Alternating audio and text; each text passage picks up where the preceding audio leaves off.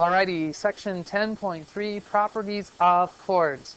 And this is our last section before spring break. Hooray! Our goal, use relationships of arc and chords in a circle. So a couple terms we've talked about in the previous two circles, or sections, semicircle, diameter, major arc, minor arc, and a chord. Remembering that a chord has endpoints on the circle, the diameter is the chord through the center. Remember this for the extra credit problem. Our first theorem, two minor arcs are congruent when the corresponding chords are congruent. So we would say that arc AB is congruent to arc CD because AB, the chord, and CD are congruent. So since the segments are congruent, the corresponding arcs are congruent as well. Two more theorems. The first one illustrated on the left, a chord that is the perpendicular bisector of another chord is a diameter. So what it's saying is, if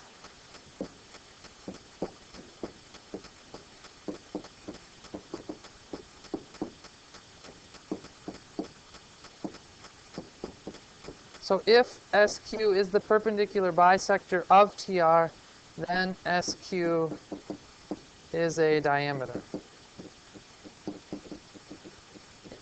Is what's going on here with this depiction. And it says here, if a diameter is perpendicular to a chord, then it bisects the chord. Here, you are starting with diameter.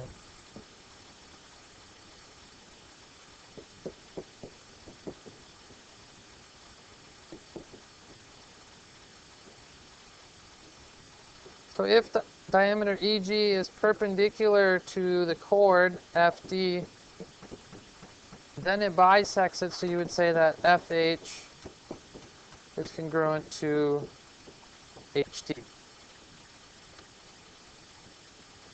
Our last theorem, two chords are congruent if they are equidistant from the center of the same or congruent circles. Again, what does it mean to be equidistant?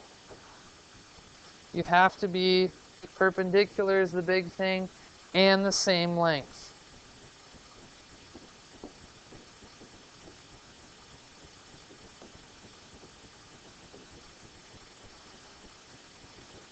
So out of this, we would get that AB is congruent as long as GE and EF are congruent. Three props are placed on a stage at points P, Q, and R as shown. Describe where to place the table so that it is equidistant to each prop. Think the ranger station problem from chapter 5. We did the same thing. And it was, where should we locate the new ranger station such that it's equidistant to the same, or to the three outposts or whatnot.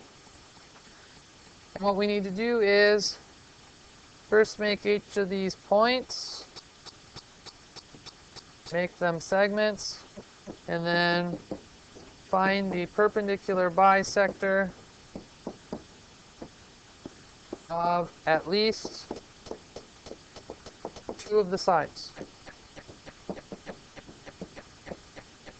And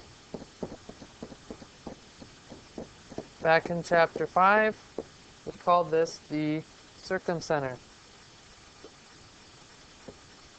Again, you need to go so that it's perpendicular and bisects.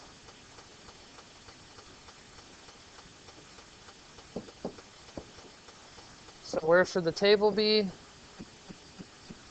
Right there, on the circumcenter. Find the length of BF, explain. We know that EA is a diameter, or I'm sorry, CA is a diameter. We also know that it's perpendicular.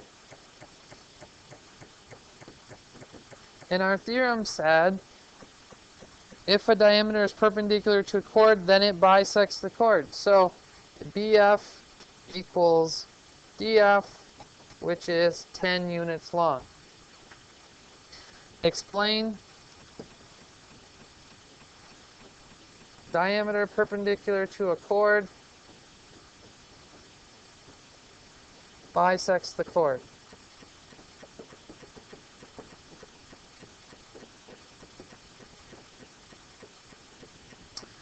And our last example, find the length of JK. We know that they are equidistant, thus the chords are congruent. So JK is equal to IH. So we will say that 2x plus 6 is equal to 3x minus 1. And we will solve. And get that 7 equals x. This problem says to find the length of JK, so we will plug it back in. JK is equal to 2 times 7 plus 6, which is 20. We do not have a unit in this case as well, so we would be done. Be mindful of units.